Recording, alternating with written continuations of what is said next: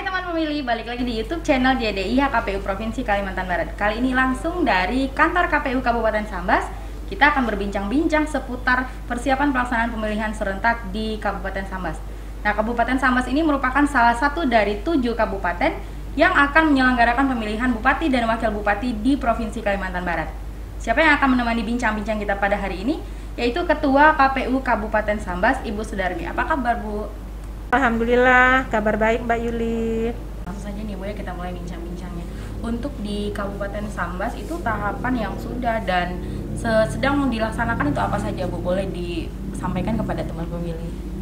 Saya pikir untuk tahapan nih bagi semua daerah yang melakukan penyelenggaraan pasti sama ya Mbak. Kalau untuk di Kabupaten Sambas, tahapan persiapan dan tahapan penyelenggaraan. Kalau tahapan persiapan menyisakan penetapan KPPS, dan sekarang kita lagi persiapan untuk rapid test penyelenggara di tingkat KPPS. Kita bekerja sama dengan Dinas Kesehatan ya.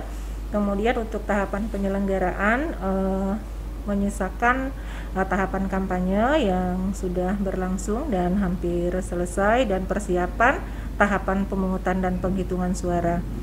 Jadi saya pikir semua daerah yang menyelenggarakan pelaksanaan pemilihan itu tahapannya sama.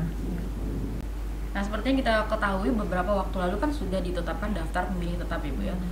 Jumlah pemilih untuk Kabupaten Sambas dan jumlah TPS-nya itu ada berapa?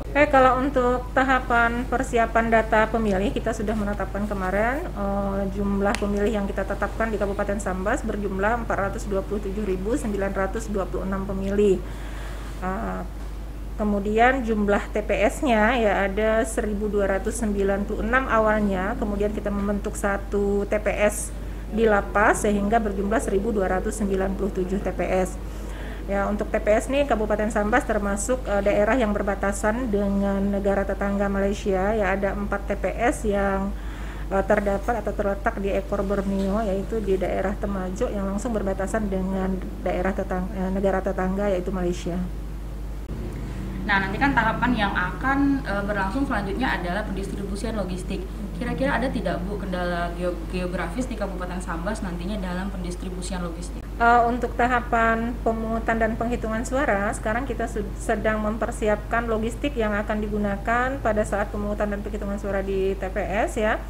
Informasi terbaru memang kita sedang menunggu kedatangan kotak suara yang informasinya kapalnya sandar pada tanggal 4 November 2020 hari ini, dan mudah-mudahan besok sudah sampai di Kabupaten Sambas. Kemudian juga informasi terkait dengan pencetakan surat suara itu rencananya memang tanggal 13 November 2020, dan nanti insya Allah kita akan memastikan di sana security printing ya bersama-sama dengan kawan-kawan Bawaslu dan pihak keamanan ya untuk memastikan cetak di sana.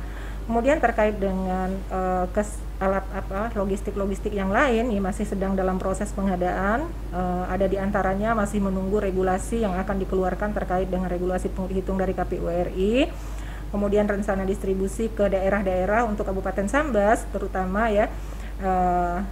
Daerah-daerah yang rawan terhadap bencana misalnya ya, itu juga kalau kami lihat tidak ada yang beresiko tinggi, rata-rata sedang ya, terutama untuk Kabupaten Sambas ini hanya disebabkan oleh alam ya, terutama banjir kalau bulan Desember ini ya Mbak. Daerah-daerah tertentu seperti misalnya kalau di Kabupaten Sambas ini ada beberapa kecamatan Sejangkung itu daerah ujung-ujung ya, kemudian Kecamatan Sajat, Kecamatan Tebas, kemudian Kecamatan Jawai, dan tidak terlalu parah lah banjirnya, tapi itu bisa juga mempengaruhi distribusi logistik nanti yang perlu kami persiapkan. Demikian barangkali Mbak. Nah Bu, salah satu instrumen penting dalam penyelenggaraan pemilihan serentak tentunya adalah tingkat partisipasi dari pemilih. Kira-kira apa upaya yang dilakukan oleh KPU Kabupaten Sambas untuk meningkatkan partisipasi pemilih? Dan sekalian Ibu, Ibu bisa sampaikan pesan-pesan untuk teman pemilih untuk ikut menyukseskan penyelenggaraan pemilihan Bupati dan Wakil Bupati di Kabupaten Sambas. Silakan. Terima kasih Mbak.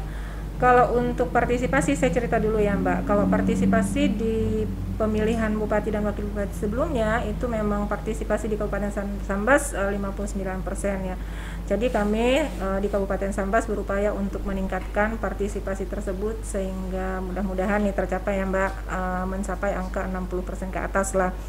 Kemudian untuk upaya kami di Kabupaten Sambas dalam meningkatkan partisipasi pemilih dengan model tatap muka ya, kawan-kawan di divisi partisipasi masyarakat dan pendidikan pemilih itu sudah mengadakan sosialisasi terkait dengan Pilkada 2020 ini untuk mengajak terutama kawan-kawan di tingkat universitas ya, maksudnya pemilih-pemilih pemula, kemudian juga bekerja sama dengan organisasi-organisasi perempuan, meskipun dengan jumlah terbatas, tapi kami ajak kawan-kawan media untuk melive-kan ini di sosial media, karena sekarang kan sudah memang zamannya sosial media. Nah, kemudian sosialisasi dengan tatap muka itu tetap menggunakan protokol kesehatan, dan kami juga bekerja sama dengan Dinas Kesehatan untuk selalu mengawal kegiatan-kegiatan sosialisasi yang dilakukan oleh KPU di berbagai elemen masyarakat dengan penerapan protokol kesehatan.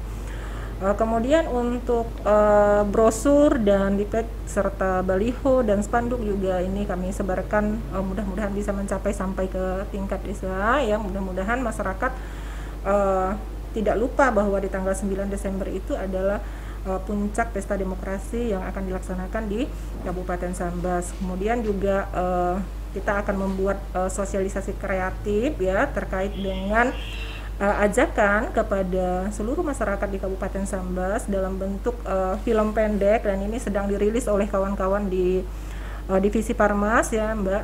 Mudah-mudahan dalam waktu dekat bisa kami sampaikan kepada masyarakat melalui media sosial.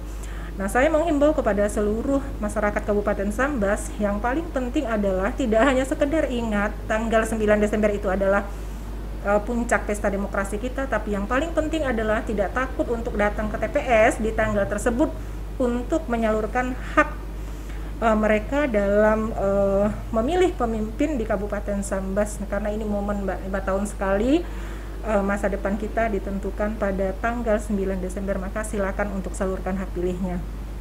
Nah, teman pemilih, sekian dulu bincang-bincang kita pada hari ini. Jangan lupa datang ke TPS pada tanggal 9 Desember tahun 2020, karena pemilih berdaulat negara kuat. Jangan lupa like, subscribe, dan share. Sampai jumpa.